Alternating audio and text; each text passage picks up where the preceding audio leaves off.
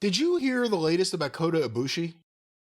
I saw something on Twitter that people were trying to argue to whether he had a staph infection, a Band-Aid, or a giant pimple on his shoulder. Whatever it was, it didn't look like it should be something that someone should have rolling around on a canvas. Yes. Unlike WWE, I don't know if the promotion there was going to change the canvas in between every match. But I have an article here, and a couple people sent this to me. It's from Tokyo Sports, actually. Marvelous! Kota Ibushi in heated battle at Nagayo's 60th birthday festival. That's Chigusa Nagayo. It's not strange that his injured right leg could end at any time. Now, this is translated, of course. Okay, apparently. But there's a few interesting key points. This is the partial translation, ladies and gentlemen. Once again, Kota Ibushi, who's signed to AEW. Kota Ibushi, 42, affiliated with the US AEW, celebrated the memorial of the charismatic Chigusa Nagayo, 59, of the women's professional wrestling group Marvelous. Marvelous. You look marvelous. He participated in Nagayo's 60th birthday festival at Korakuen Hall to celebrate her 60th... I just thought it just said she was 59. Well, let me finish. To celebrate her 60th birthday on the 8th day of this month. He teamed up with Takumi Iroha and Ryo Asaka to face Nagayo, Masato Tanaka, and Titus Alexander. Wait a minute. Hold back up now. Chigusa Nagayo is a 60-year-old woman wrestler. Yeah, she started when you started. And she's in a 6-person tag match against 3 guys with 2 guys as partners? Well, one of them, I'm guessing, I don't know who Takumi Iroha is. Maybe that's the woman on the side with Kota and Ryo Asaka.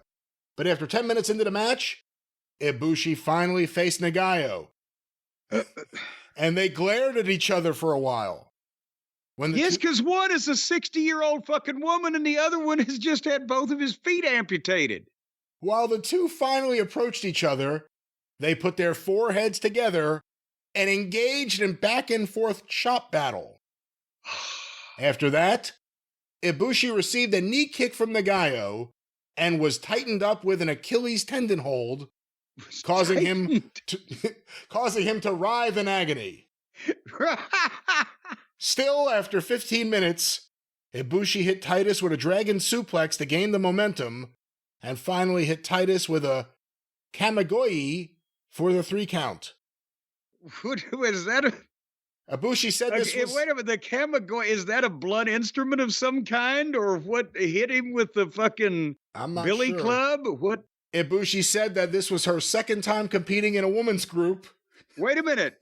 Ibushi said this was her 2nd... Again, translation. I'm guessing something is lost here in the translation. Yeah, apparently, that's the problem. And people won't admit that the whole Japanese wrestling scene gets lost in the translation over here. Ibushi said this was her 2nd time competing in a women's group, the only time being the Stardom Ryugo tournament in April 29, 2013, where Ayaka made her debut.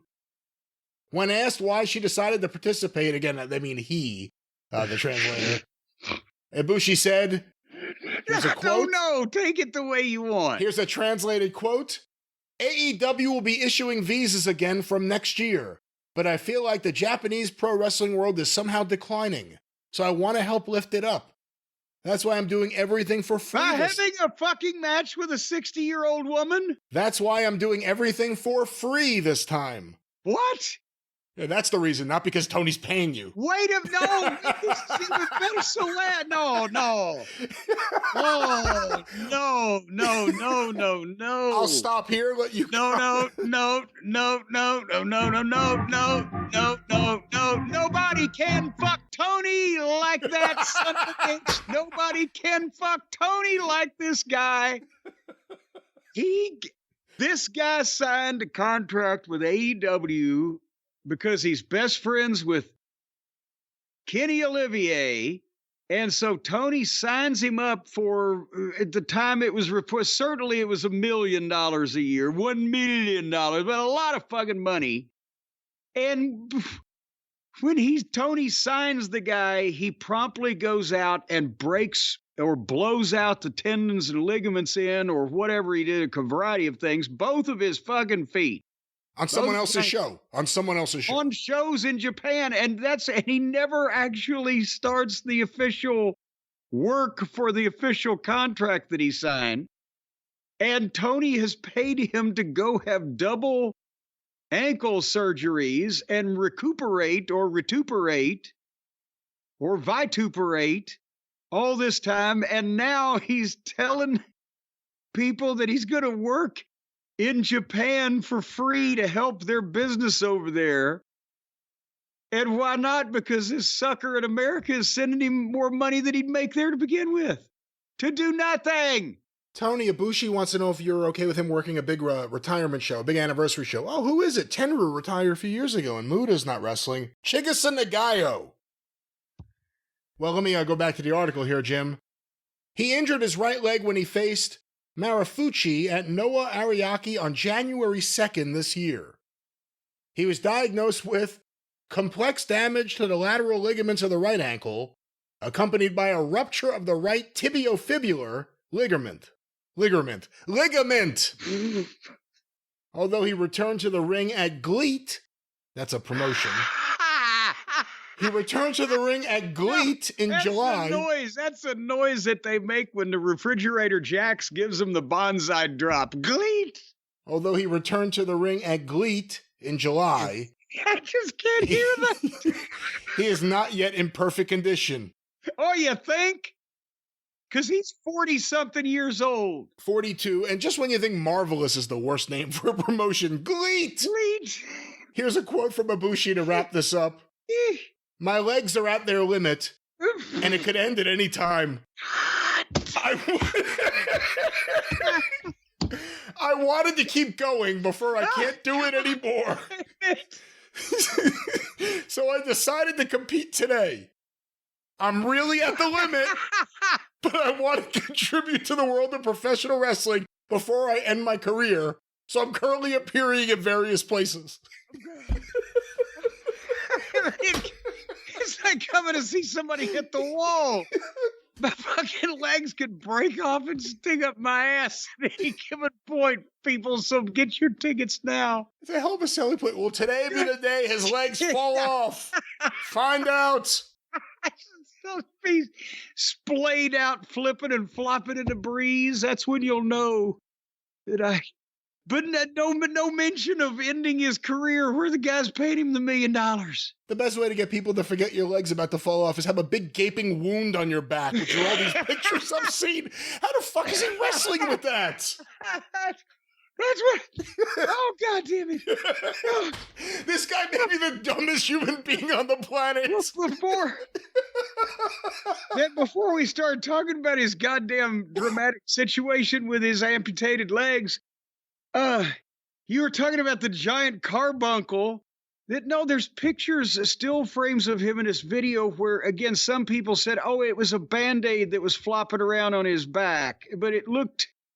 I've had a lot of Band-Aids in my life. I've never seen a Band-Aid that looked like that. It looked like some kind of... Imagine a zit that had reached the proportion of a fucking billiard ball. The next new company over there, Pro Wrestling MRSA. But the thing is, if it was what it looked like, I can't see how that it wouldn't have just popped, and because that thing could have put somebody's eye out. So I thought, or some kind of goddamn tumor or whatever the fuck. But you would have thought that if it was as bad, and here's what I was going to say: under normal circumstances, with normal people, you would have thought that if it was as bad as what it looked like, that he would have been all taped up with a variety of that, because they tape their own shoulders up just to support the muscles. How about to cover up a disgusting, repugnant, gaping fucking wound of some description? That's what I was going to say, but he might not be normal. What are you laughing at? Quote of the year is definitely, my legs are at their limit and it could end at any time. GLEAT. You know what? I've limited days left. Damn it. They need to buy that company and book the whole thing to oppose Jey Uso. Yeet versus Gleet. Yeet versus Gleet. Yeet, Gleet, Yeet. They could have. Go ahead, finish. No, just the idea. I only have so many matches left in me, so I better go work this 6-man match at Korakuen Hall for Gleet against Chikasa Nagayo. Yes. It's lucky he wasn't Dump Matsumoto. That MRSA pimple would have. But anyway, were we talking about? You know what? You were talking about. You were reviewing Nakamura, and we talked about him compared to some of the other Japanese wrestlers that ended up here in America in the last few years with AEW. And again, Ibushi was built up, looked good in WWE for that Cruiserweight tournament when he was still in shape.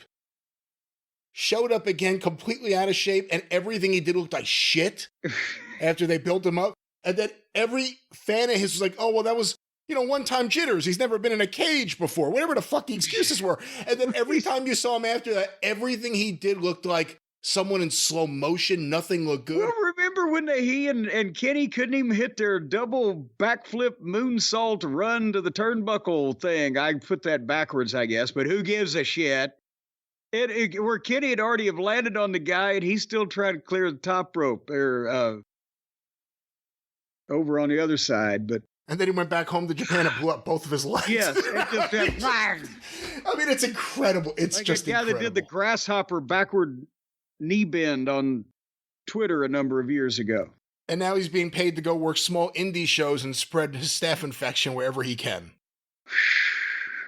Well, maybe he'll be on Texas Stadium. All the best to Chigusa. I hope you enjoy your retirement. She probably came back to us like, what the fuck has happened to the business?